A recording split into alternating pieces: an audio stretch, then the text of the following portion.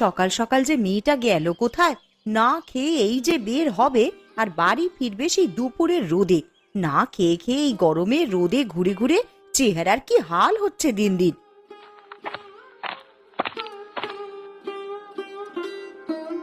কি হয়েছে গিন্নি? একা একা কি বিড়বিড় করছো? কি আবার বলবো, মেয়েটা সেই সকালে না খেয়ে বেরিয়েছে, এখনো বাড়ি ফিরলো না। সে কি, এভাবে না খেয়ে রোদে রোদে ঘুরলে তো শরীর অসুস্থ হয়ে যাবে। সেবার জ্বরে 3 দিন বিছানাগত ছিলে। রোগ সেরে গেলে কি আর এসব মনে থাকে? অসুস্থ হলে তখন 101 বার দিব্যি কাটে আর এমন করবে না বলে, কিন্তু অসুখ সারলেই তার ডানা গজায়। আরে সকালের জন্য কিছু রেঁধেছো গিন্নি? না, আমাদের যে অবস্থা তাতে করে 3 বেলা রান্না করা সম্ভব নয়। ঘরে জ্বালানি নেই, তার উপরে চাল প্রায় শেষের পথে। তাই রাতে কটা ভাত ছিল, তাতে জল দিয়ে রেখেছি। বেশ, আমাকে তাই খেতে দাও। আমি খেয়ে কাজে যাই। আজ রান্নার মতন কোনো সবজি নেই ঘরে, ফেরার পথে হাট থেকে বাজার সওদা করে এসো। কি কি লাগবে আমাকে বলো। 1 সের আলু, আধা কেজি পেঁয়াজ আর কিছু সবজি নিয়ে এসো। ঘরে সবজি না থাকলেও আলু দিয়ে ভাজি বা ভর্তা কিছু একটা করা যায়। বেশ, আমি তবে সন্ধে ফেরবার পথে সবজি আলু যা যা লাগে নিয়ে আসবক্ষণ। এখন আমাকে খেতে দাও। তুমি বসো এখানে, আমি একটা লঙ্কা পুড়িয়ে পেঁয়াজ দিয়ে পান্তা ভাত দিচ্ছি তোমায়। ঠিক আছে গিন্নি, ঠিক আছে।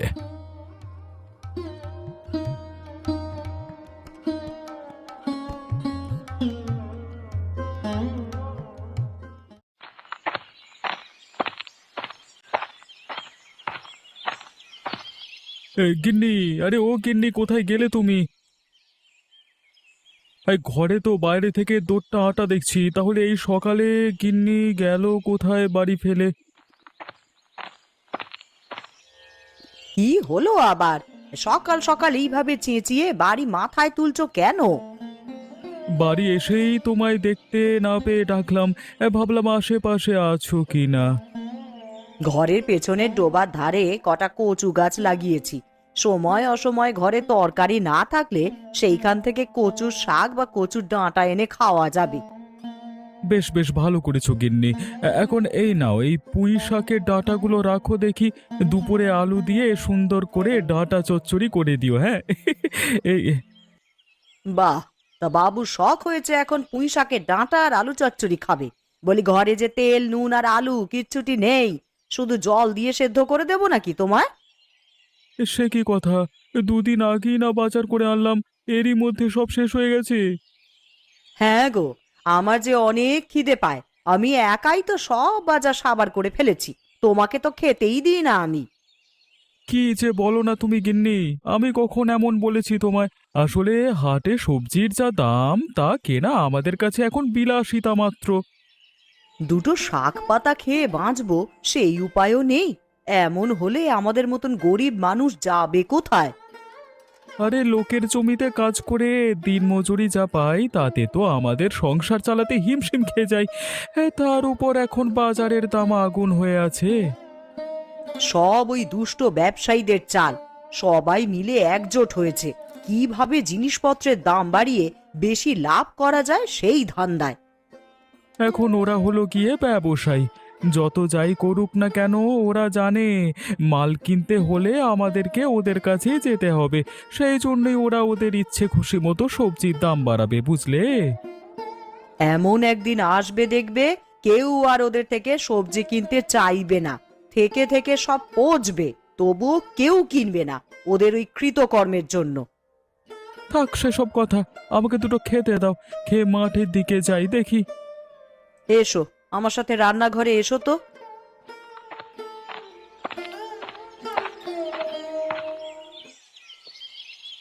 একটু যে শান্তি মতন পান খাবো সে উপায়ও নেই। মদনটাকে কত করে বললাম আমায় দুটো সুপুরি এনে দিস, তা কে শোনে কার কথা? এখন আমি এই সুপুরি বাদে পান খাই কি করে? দিদা, ও গয়া দিদা, বাড়িতে আছো নাকি? কে এলো? এই সকাল সকাল আবার আমায় কে ডাকে রে? আমি গো দিদা, আমায় চিনতে পারছো না? ও মা, আমার ননি দিদি ভাই, আসলে চোখে এখন আর তেমন দেখতে পাইনে রে দিদি ভাই। একটু দূরের জিনিস এখন আর ঠাউর করতে পারি না। আয় দিদি ভাই, বস এখানে। তা আজ হঠাৎ সকাল সকাল আমার বাড়ি চলে এলি যে? কোথায় গিয়েছিলি রে তুই এই সাত সকালে? আমি গিয়েছিলাম মোড়লদের বাড়ির পেছনের আমবাগানে। আমি আর বাবলু গিয়ে সেখান থেকে দেখে এলাম আমগুলো খাওয়ার মতন হয়েছে কিনা। তা মোড়ল যা বজ্জাত লোক, একবার জানতে পারলে কিন্তু ওই বাড়ি বয়ে এসে নালিশ দিয়ে যাবে। আর মোড়ল গিন্নির মুখের যা ভাষা, তা শুনলে আর ওদিক পানে যেতে কিন্তু মন চাইবে না। আমাকে দেখলে তবে না বকবে? সবাই যখন ঘুমায় তখন আমি গিয়েছিলাম, আর আসার পথে তোমার জন্য একটা জিনিস নিয়ে এলাম দিদা। আমার জন্য আবার কি নিয়ে এলি রে দিদি ভাই? এই দেখো, তোমার জন্য মোড়লের গাছে পাকা পাকা সুপারি নিয়ে এসেছি। ও মা, আমার দিদি ভাই আমার জন্য সুপারি নিয়ে এসেছে। খুব ভালো করেছিস দিদি ভাই, ভালো সময়ে এই সুপারিগুলো এনেছিস। আজ কদিন ধরে সুপুরির জন্য পান খেতে পারছি না ঠিক মতন। সুপুরিগুলো মাটিতে বিছিয়ে পড়ে থাকতে দেখে আমার তোমার কথা মনে হলো দিদা, তাই এইগুলো নিয়ে সোজা তোমার কাছে চলে এলাম। যাক, এইবার আমার পান খাওয়ার চিন্তা গেল। এই কদিন আবার শান্তি মতন পান খেতে পারবো। তা সকালে কিছু খেয়ে বেরিয়েছিস নাকি না খেয়ে সারা পাড়া ঘুরে বেড়াচ্ছিস রে? এই যা, আমি তো সকালে কিছু খেয়েই বের হইনি। মা আমাকে আজ আর আস্ত রাখবে না গো। আমি এখন যাই গো দিদা। আবার আসিস দিদি ভাই, তোর জন্যে চিড়ের নাড়ু বানিয়ে রাখবো। আচ্ছা ঠিক আছে দিদা।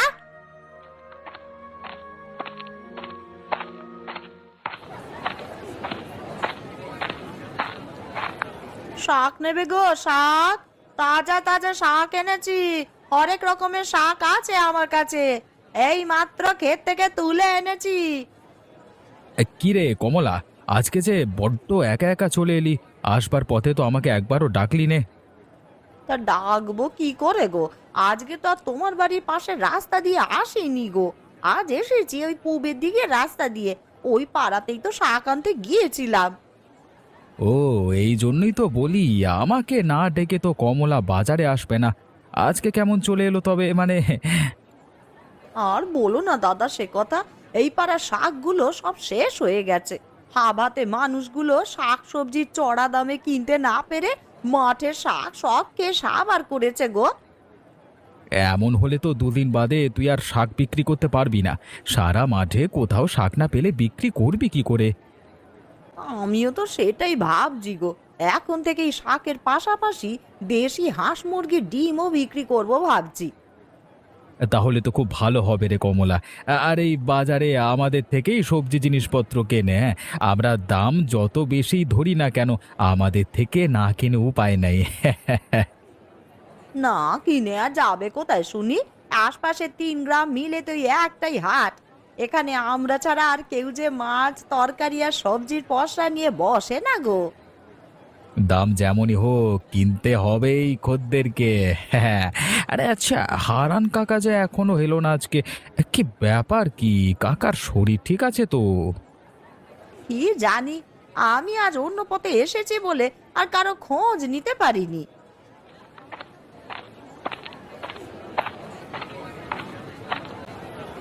তা কি গো উপেন দাদা, আজ আবার কি কিনতে এসেছো শুনি? তুমি তো আবার 5 টাকা 10 টাকার জন্য দাম দর করতে থাকো। তোরা যেভাবে গলা চেপে দাম নিস, তাতে করে দর কষাকষি না করলে পরে আর বাজার করে বাড়ি যেতে হবে না। বেশ তো, আমাদের ছাড়া আর কোথাও বাজার করতে পারলে সেখানে গিয়ে বাজার করো না। না পারলে তো তোদের ব্যবসায় লাল বাতি চলতো, কিন্তু তোদের কপাল ভালো, আশেপাশে আর কোনো বাজার নেই কপাল ভালো থাকতে থাকতে ব্যবসা করে নি। হ্যাঁ, পরে কি যে হয় সেটা তো বলা যায় না। তা কি লাগবে তোমার শুনি? 1 সের আলু আর আধা সের বেগুন দে দেখি। এই নাও তোমার সদাই পাতি। তোমার সব মিলে 18 টাকা হয়েছে, বুঝলা? সে কি রে, এই দুটো জিনিস নিয়ে 18 টাকা হয়ে গেল? হ্যাঁ হ্যাঁ, এখন তাড়াতাড়ি টাকাটা দিয়ে বিদেয় হও তো দেখি। এই নে বিমল তোর টাকা, তবে লোক ঠকানোর জন্য ব্যবসায় করুণ হাল যেন না দেখতে হয় তোকে। হ্যাঁ, যাও যাও, তোমার মতো কত লোকে কত কথা বলে গেল, যত সব।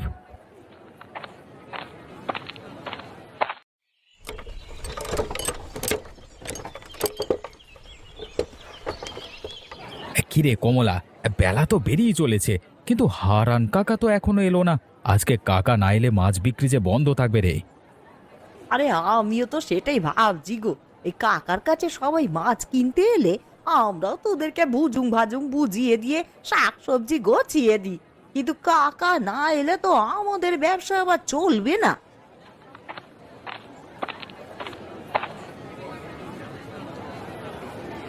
কি রে, কি গল্প চলছে তোদের মাঝে?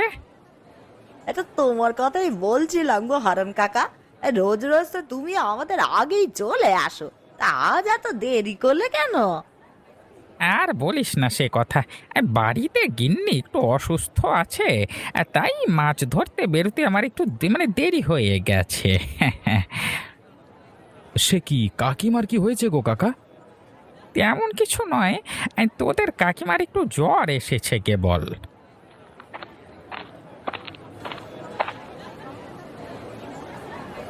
কি গো হারান কাকা, কি মাছ এনেছো আজকে? আজকে জালে তেমন মাছ পড়েনি, ওই তো কাটা রুই মাছ আর দুটো কাতলা মাছ এনেছি। এত দামি মাছ কেনা আমার পক্ষে এখন সম্ভব নয়। ভেবেছিলাম চুনোপুঁটি থাকলে কিছু কিনে নিয়ে যাব। বাজার করতে এলেই তোমাদের যত কিপটেমি, যত সব। আমার জায়গায় দাঁড়িয়ে দেখলে বুঝতে পারতিস বাজার করতে আসা কতটা কঠিন আমাদের জন্য। তা কেন কেন কঠিন কেন শুনি? আরে তোরা সুযোগ পেয়ে জিনিসপত্রের দাম যে পরিমাণে রাখিস, তাতে করে গরিবের রক্ত চুষে খাওয়া হয়ে যাচ্ছে তোদের, বুঝলি? ওসব ফাও কথা রেখে এখন বলো কি নেবে? আমাকে 1